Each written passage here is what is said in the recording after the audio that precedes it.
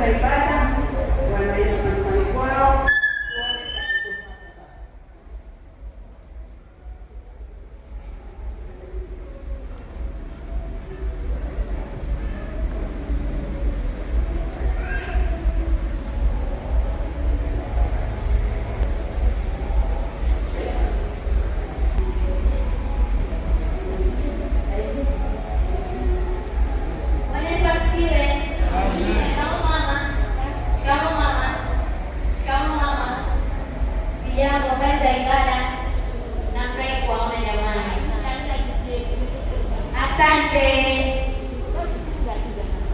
Kweli mama. Taiti sijine nishone kidogo kuja sijeta hapa. Asante sana. Sasa mama zangu, nilikuwa na jambo langu, nikasema afadhali niwafuate yeye kama viongozi mshauri. Nimepata mchumba. Asante sana jamani. Asante. Tunapendana sana. Hapana, asali hapa. Mchumba wangu hajaokoka. Ndio. Ndio, lakini nimeongea naye, nikawa nimemuelezea, akaniambia nikubali anioe, alafu akishanioa punde tu atakuja kanisani, atasali na sisi, atakaa hapa moja kwa moja. Naombeni ushauri wenu, mambo mwangalie umri wangu naona kama umeenda. Naombeni ushauri jamani.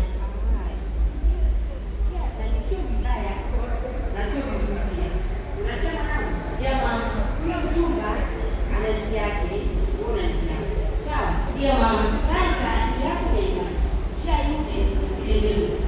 Na wewe ni sawa. Ndio mama. Sasa mwanangu, mimi nakushauri. Unasema ni maandiko kwenye chako. Wakuliza sina shida, sema kuna na nasemaje? Usikumbe ila nasio. Amen. Kwa hiyo mwanangu, nakushauri upige njia hii, njia kwa Yesu, njia moja hii. Njia imani. Huko njiani utampata mchungaji. Amina. Sawa mwanangu. Sawa mama. Mungu akuita bora, akuita akubeki kizuri, sio kitu kibaya. Sikia mwanangu. Asante mama kwa ushauri. Si wenzangu wanaona tunasemaje wenzangu? Asante mama.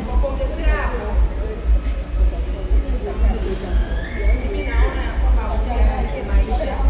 Na wewe unasema ni kwamba umri wako umeenda. Lakini mbele za Mungu wewe ni binti mdogo sana na Mungu ana mpango mkubwa sana na maisha yako. Kweli mama. Anaweza kukupatia mume wako huko kanisani na ukashangaa sana. Ikawa ni njia ambayo itakuongoza wewe. Amina. Hivi karibuni mchungaji alikuwa akihubiri akasema ya kwamba vijana wako kanisani wanaofikia umri wa kuoa au kuoana, basi mjaribu kuangalia mambo matatu. Akaongelea swala la ukomavu wa roho, fikra na hisia, na alisisitiza sana kuhakikisha ya kwamba haya mambo yatatu mmeyazingatia. Ukikosea hata mojawapo hautafurahia ndoa yako. Kwa mimi nakusii ujaribu pia kwenda kwa mchungaji asikilize anaongea. Asante sana mama. Kweli kabisa mwanangu. Yaani nimefurahi sana mwanangu kusikia umepata mume. Lakini sasa inasikitika kwamba uliposema hajaokoka. Mwanangu, nakusihi na kuomba. Endelea kukaa kanisani, utampata kwa kwako.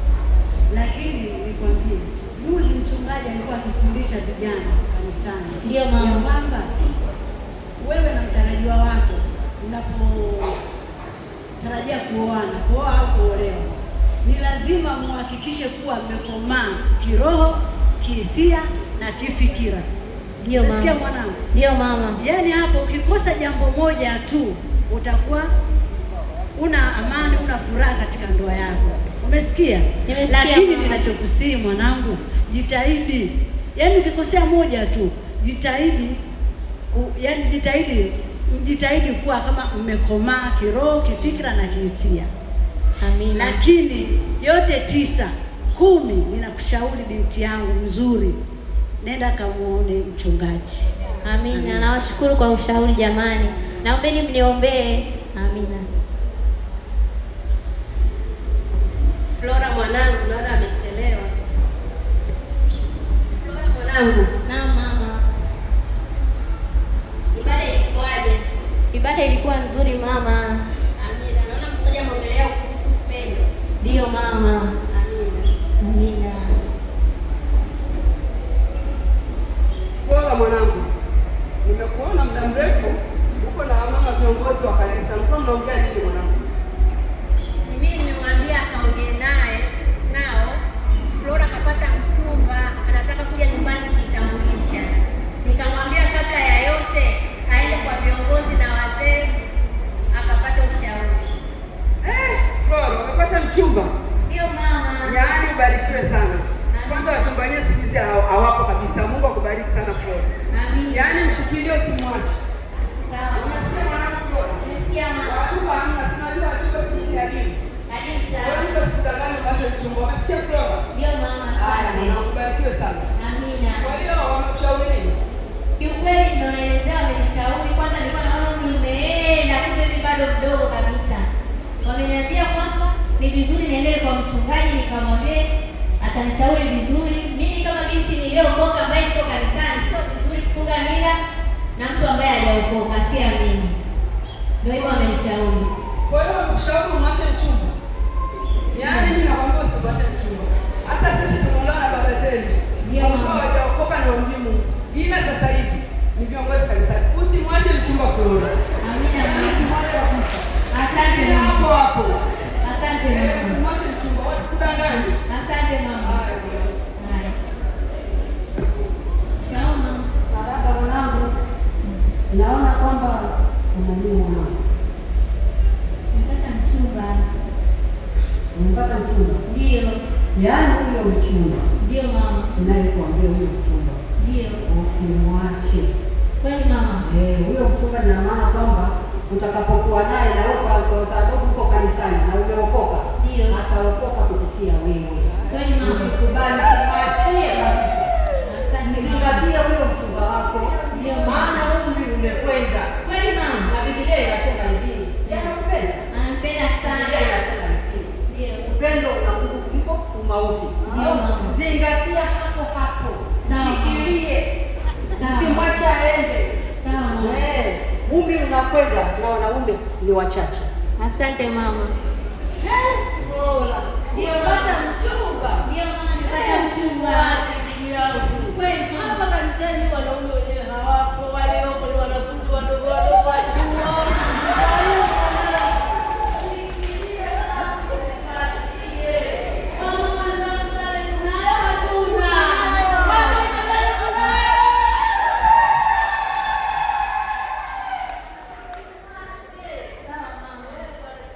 Asante. Nashukuru sana kwa ushauri wenu mama. Haya mama, tutapata tena. Tunahitaji wajukuu mapema kabla tujazeeka.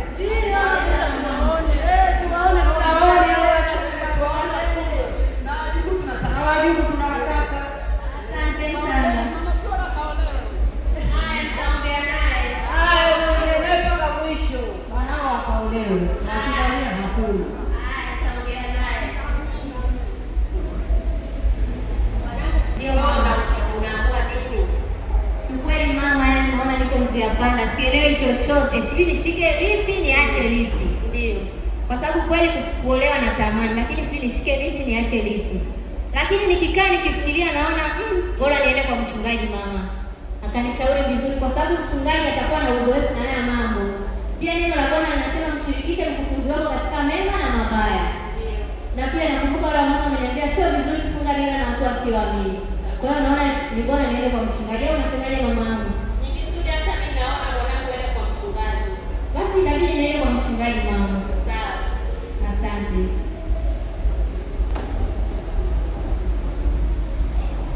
Shikamoo mchungaji. Bora, habari, karibu sana binti yangu. Asante mchungaji, sijambo. Karibu sana. Asante mchungaji. Naona umetembelea leo, sijui na habari gani njema. Nina jambo langu mchungaji, nimekuja kwako. Karibu sana. Asante Naye mchungaji. tuongee kidogo binti yangu. Shukrani mchungaji. Karibu, niambie.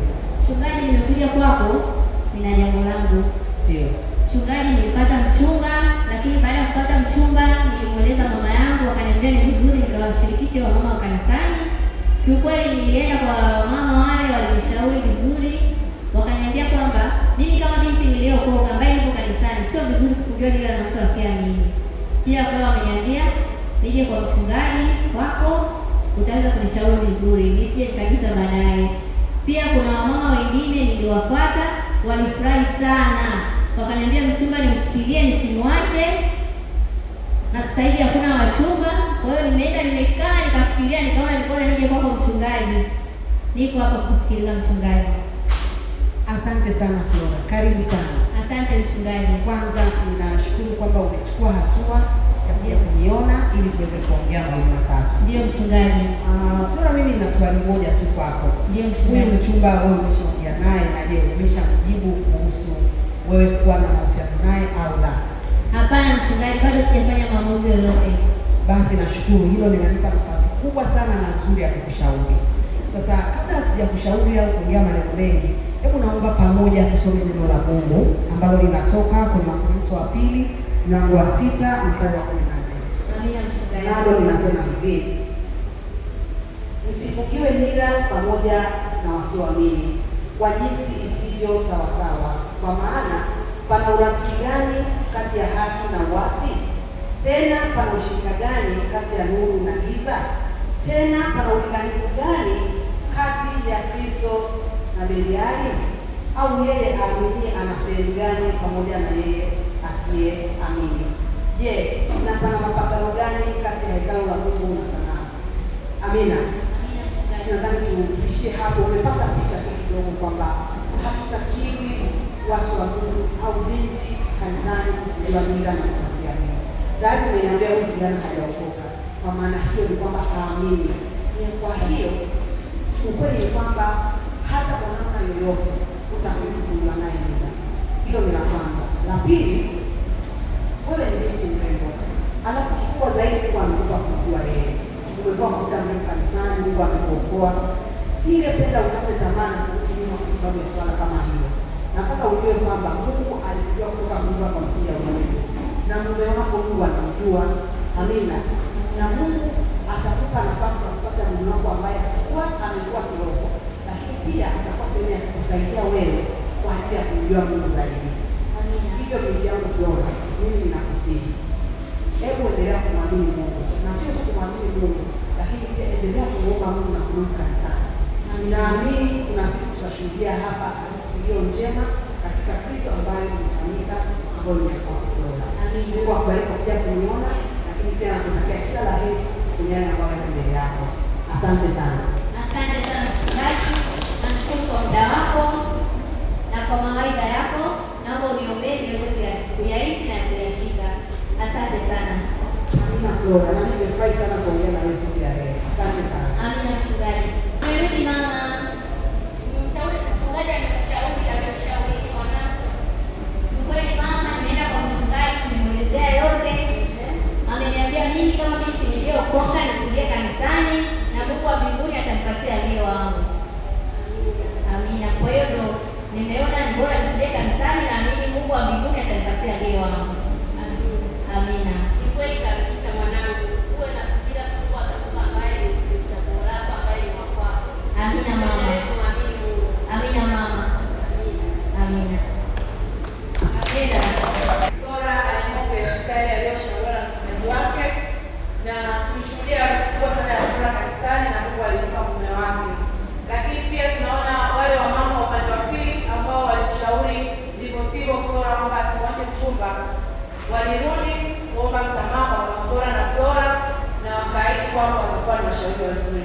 Basi igizo letu linatufundisha kwamba kanisani tunaweza kuwa na wanawake makundi mawili.